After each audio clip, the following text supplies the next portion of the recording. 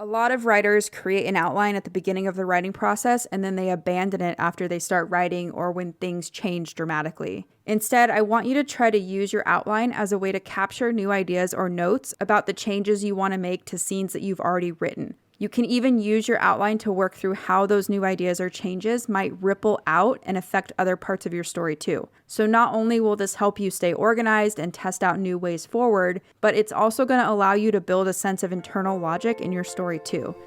Welcome to the Fiction Writing Made Easy podcast. My name is Savannah Gilbo, and I'm here to help you write a story that works. I want to prove to you that writing a novel doesn't have to be overwhelming. So each week, I'll bring you a brand new episode with simple, actionable, and step-by-step strategies that you can implement in your writing right away. So whether you're brand new to writing or more of a seasoned author looking to improve your craft, this podcast is for you. So pick up a pen and let's get started. In today's episode, I'm going to walk you through my favorite strategies for getting unstuck with your writing. And I wanted to tackle this topic today because I've had a lot of writers reach out to me via email or in my private Facebook group asking for help on this specific thing. And not only that, but it's something that happens to all of us at one time or another. We all get stuck at some point in our drafts. So whether you're stuck at the beginning or somewhere in the middle of your draft, you can use the strategies I'm going to go over today to help you get back on track and moving forward again. Before we dive into each of the strategies, I wanted to tell you about a new workshop I just created called How to Hook Readers in Your First 5 Pages. In this workshop, I teach you how to hook readers in the first 5 pages of your story so that they'll want to keep reading to find out what happens next. I also walk you through the 5 key elements that you need to include in your opening pages, and I show you how these key elements manifest in the first 5 pages of the Hunger Games book by Suzanne Collins. So if you want to sign up or if you want to learn more about the workshop, head over to savannahgilbo.com/pages. And without further ado, let's dive into my 5 favorite strategies for getting unstuck with your writing. Strategy number 1 is to zoom out and look at the big picture of your story. More often than not, writers get stuck because a piece of their story's foundation isn't fully developed yet. So my favorite strategy for getting unstuck is to zoom out and look at the big picture of your story before making any changes on the micro level. So to do this, you're going to want to ask yourself 3 specific questions. Question number 1 is, what's your story's main genre? A lot of the writers I work with get stuck because they don't have a sense of what their story's main genre is. And this is kind of like going on a road trip without actually knowing where you're going. If you don't have some kind of roadmap, then it's going to be super easy to get lost or stuck. So as an example, let's say you're writing a fantasy novel, but you haven't drilled down into what kind of fantasy novel you're writing. Is it a romance? Is it an action story, a coming-of-age story, a murder mystery, or something else entirely?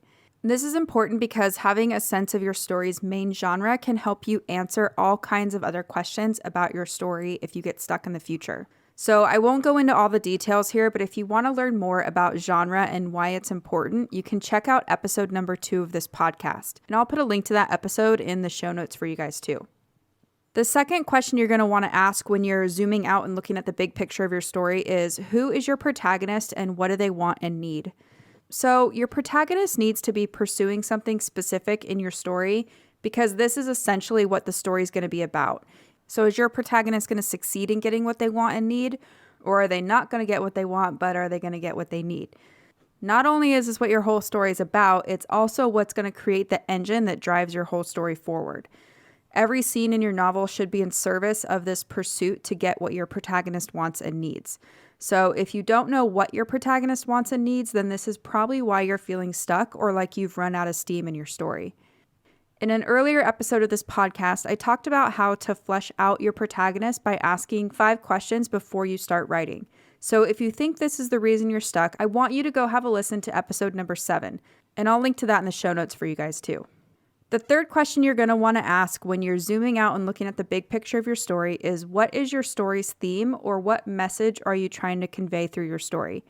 So if you don't know the answer to this question yet, it's going to be really hard to know what's important and or which direction to take with your plot. So for example, let's say you have too many subplots and you're feeling stuck because your whole story now feels overwhelming. Well, if you know the theme of your book, you can look through that lens of your story's theme to help you make some of these important and big decisions. So for example, do certain subplots support or contradict your story's theme more than others? And if so, those are probably the ones you're going to want to keep. And that's just one example. You can also look at your characters, your scenes, your settings, really all kinds of things through the lens of your story's theme. So if you're not sure what your theme is, I want you to go check out episode number 5 of this podcast, where I walk you through 3 questions that will help you uncover the theme of your story. And I'll link to that episode in the show notes too. So that's strategy number 1. Just zoom out and look at the big picture of your story before you zoom back in and make any changes at the micro level. Strategy number 2 is to look to your genre for inspiration and guidance. So once you know the main genre of your story, you can look at the obligatory scenes and conventions of your genre for either inspiration or guidance, whatever you need. And in case you've never heard these terms before, obligatory scenes are the key events, decisions, and discoveries that help to move your protagonist along their journey from A to Z. Conventions are the character roles, settings, and micro events that are specific to a certain genre. So together, these obligatory scenes and conventions are what help you write a story that works and a story that will satisfy fans of a specific genre. Now, understanding these obligatory scenes and conventions for your genre can help you get unstuck in a few different ways. So first, knowing the key scenes that typically show up in stories in your genre can help you flesh out and structure your story. So let's say you know that the middle of your story is falling flat and you're out of ideas. Well, you can look up the obligatory scenes for your genre to help you figure out what kind of moments you might be missing in your story. The second way this can help you is by looking up the conventions that are specific to your genre, because this might give you new ideas for character roles or subplots. So let's say your genre usually includes a mentor figure and maybe you don't have one in your draft yet. You can either add one in or assign that role of mentor to another character who might not have a fully realized purpose yet. So again, if you want to learn more about genre, you can check out episode number 2 of this podcast, which I will link to in the show notes. You might also like episode number 16, where I talk about the difference between genre conventions and tropes, especially if you're feeling worried that using your genre's obligatory scenes and conventions means you'll write a formulaic or predictable story. So I'll link to episode number 16 in the show notes for you guys too. Strategy number 3 is to consider what kind of subplots you have or what kind of subplots you might need. So let's say I'm writing a fantasy story and my main genres are action and worldview. So my protagonist is essentially coming of age and will be fighting for survival while doing so. Now, beyond that, I might have 2 subplots that I could classify as mystery and romance. So that means I can then use the obligatory scenes and conventions of the mystery and romance genres to help me map out my subplots. And I really like this method because it always gets the creative juices flowing for me and a lot of the writers I work with. And that's because sometimes seeing how a subplot might look within a story can help you come up with ideas for your main plot too. So using my example of an action and worldview novel and knowing that I have a mystery subplot might mean that my character needs to solve the mystery in order to survive the threat of the antagonist. If I know I have a romance subplot in there too, I can start to see how maybe my protagonist and his love interest could work together to solve the mystery so that they can both come out of the other side of the story alive. So not only does it really help get the creative juices flowing, but it can help you write a well-structured and cohesive feeling story too. So that's strategy number 3. Consider what kind of subplots you already have and what kind of subplots you might need. Strategy number 4 is to create a flexible outline for your story. And this can help in a few different ways. So first, let's say you're stuck in the middle of writing your draft and you don't know how to move forward. What I would recommend doing is creating a quick outline of all the scenes that you already have and then brainstorming the way forward using the outline you just created.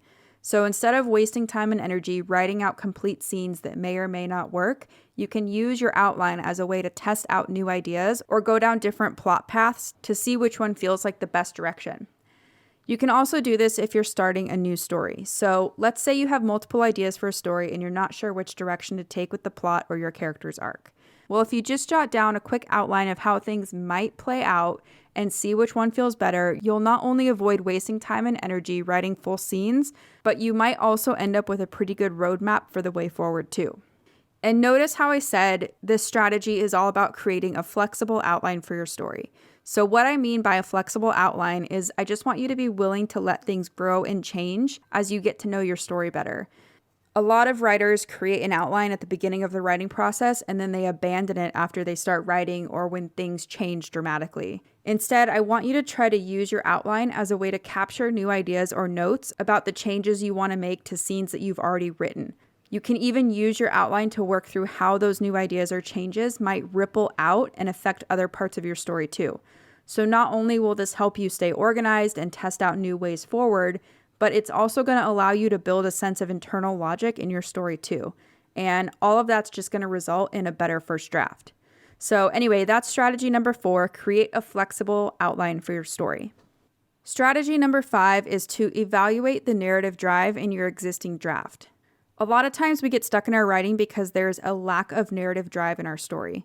So in a good story that works, there's this sense of cause and effect. If one thing happens, then this next thing has to happen. It's just the logical outcome. And when this sense of cause and effect is missing, it seems like we intuitively know something's wrong with our work, but we just can't figure out why or what it is.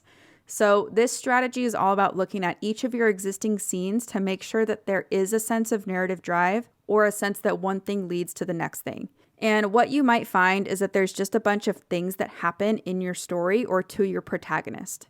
And if that's the case, it's probably just time to back up and figure out what your story is really about. So to do that, you're going to want to go back to strategy number 1 and ask yourself those 3 questions. So what is the main genre of your story? What does your protagonist want and need? And what's the theme or message of your story? So try to make sure you have those foundational elements figured out before you start moving forward again. And if you already do have those big picture things figured out, then I want you to go listen to episode number 12 and episode number 13 that are all about narrative drive.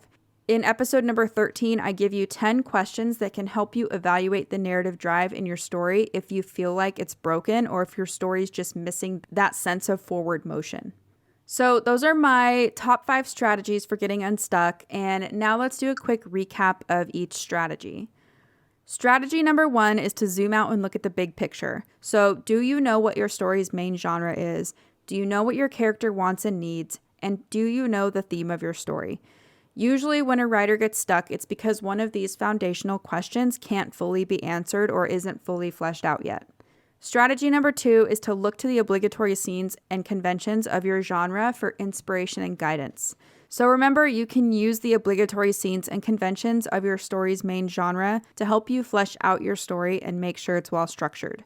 Strategy number 3 is to consider what kind of subplots you already have in your story or what kind of subplots you might want to add to your story. And the cool thing about this is that you can use the obligatory scenes and conventions of your subgenre to help you flesh out your subplots and to hopefully help inspire your main plot too. Strategy number 4 is to create a flexible outline that can act as a roadmap for the way forward. So the key word here is flexible, right? We want to create a flexible outline that can grow and change as our stories grow and change. And you'll want to use this outline as a place to explore new ideas or to capture changes that you want to make to the scenes that you've already written. If you make changes like this on your outline, it's a lot easier to manage and it requires less of a time investment on your part because you're not writing out scenes and then getting stuck halfway through the new scenes. Strategy number 5 is to evaluate the narrative drive in your existing scenes. So what you're looking for here is a sense of cause and effect. So if this thing happens, then this next thing logically has to happen. So there's this sense of internal logic built into your story. A lot of times we get stuck because there's no sense of this narrative drive or this internal logic, and we know it subconsciously, but we don't know what to do about it or how to move forward. So just go back and look at each of the scenes you already have and see if you can figure out where this sense of cause and effect might have broken down and see if you can tweak it from there. And as a reminder, if you're having a hard time getting started with your writing or if you're feeling stuck on the opening pages of your story, I have a brand new workshop just for you. It's called How to Hook Your Readers in the First 5 Pages. In this workshop, I'll walk you through the 5 things you need to include in the opening pages of your story, and I'll show you how these key elements show up in the opening pages of The Hunger Games by Suzanne Collins. If you want to sign up or if you want to learn more about this workshop, head over to savannahgilbo.com/pages. So that's it for today's show. As always, I want to thank you so much for tuning in and showing your support. If you want to check out any of the links I mentioned in this episode, you can find them over at savannahgilbo.com/podcast. And if you haven't done so already, make sure you subscribe to the show because there's going to be another brand new episode coming out next week. If you're an Apple user, I'd really appreciate it if you took a few seconds to leave a quick rating and review. Your ratings and reviews tell iTunes that this is a podcast that's worth listening to. And in turn, that helps this show get in front of more fiction writers just like you. So that's it for today's show. I'll be back next week with a brand new episode. Until then, happy writing.